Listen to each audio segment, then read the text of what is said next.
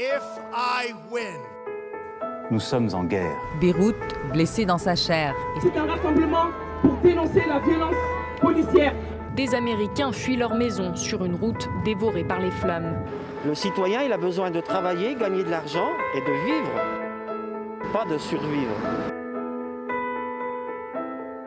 Une attaque à l'arme blanche. Comment expliquer cette poussée des Verts en France? Je prends la décision de quitter le gouvernement.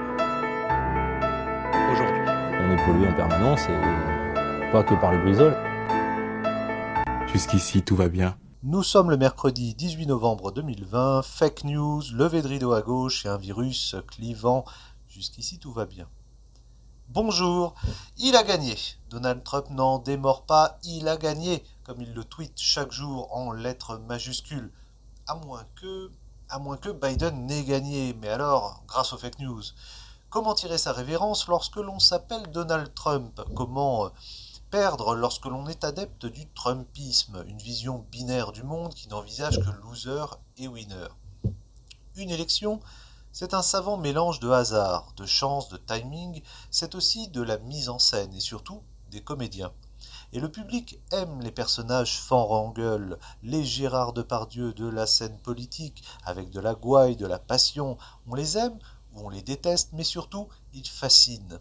Ils incarnent aussi, dans un monde complexe, des idées simples, basiques. On est pour ou on est contre. Et en France, celui qui est pour et qui en fait son slogan, c'est Jean-Luc Mélenchon. Remontant sur le ring pour un troisième round, l'insoumis a décidé de se lancer en plein Covid. Curieux timing, pas tant que ça si l'on considère que les sondages le donnent actuellement en tête, à gauche, et l'un des principaux opposants d'Emmanuel Macron. Aucun autre à gauche, d'ailleurs, ne peut se prévaloir d'avoir rassemblé 7 millions de voix et 20% d'électeurs à l'élection présidentielle.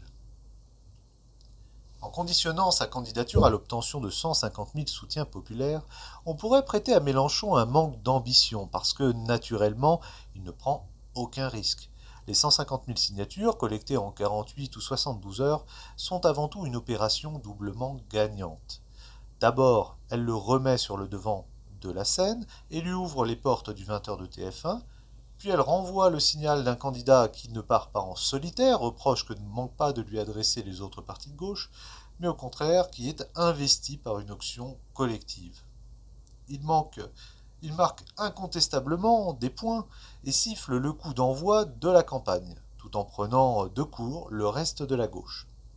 D'ailleurs, actuellement, difficile pour les autres potentiels présidentiables de gauche d'exister dans le contexte anxiogène du Covid, alors qu'un rouleau compresseur vient de se lancer dans la campagne et que déjà, chez Hamon, chez les élus communistes, on semble soit adhérer, soit se résigner à devoir soutenir Jean-Luc Mélenchon.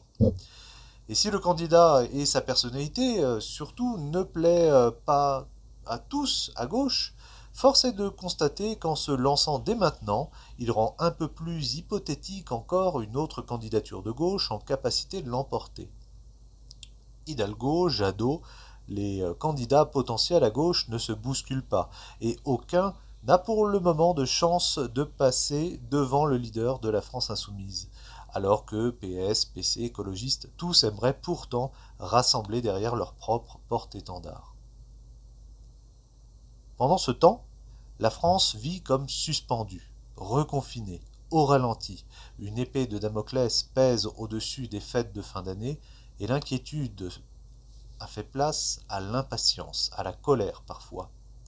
Si nous ne savons pas encore quand cette épidémie ne sera plus qu'un mauvais souvenir et quand la vie pourra reprendre enfin normalement son cours, ce qui est sûr, c'est qu'il en restera de profondes séquelles.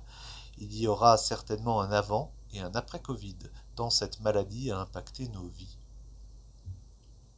Ce deuxième confinement, souvent mal vécu, plus mal vécu que le premier, parce que moins compris, moins respecté, risque de donner le coup de grâce à de nombreux professionnels, indépendants, artisans, commerçants, jugés non essentiels.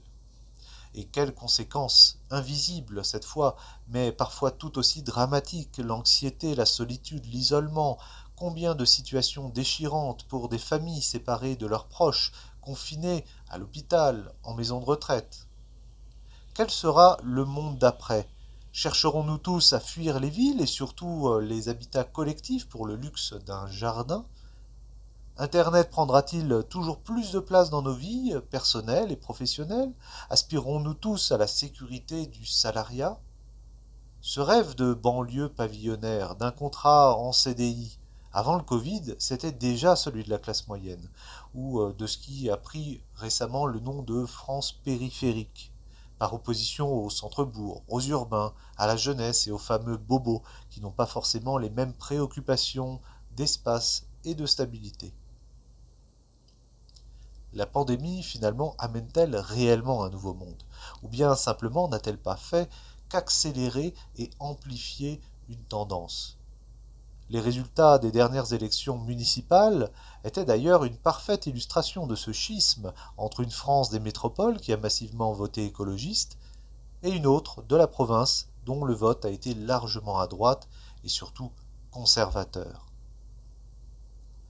Alors que les Français se sont passionnés pour les élections présidentielles américaines, peut-être même plus parfois que pour leurs propres élections, ne doit-on pas redouter qu'à notre tour, un jour, la France soit coupée en deux, comme aux États-Unis, où rouge et bleu sont devenus irréconciliables et ne se comprennent plus ?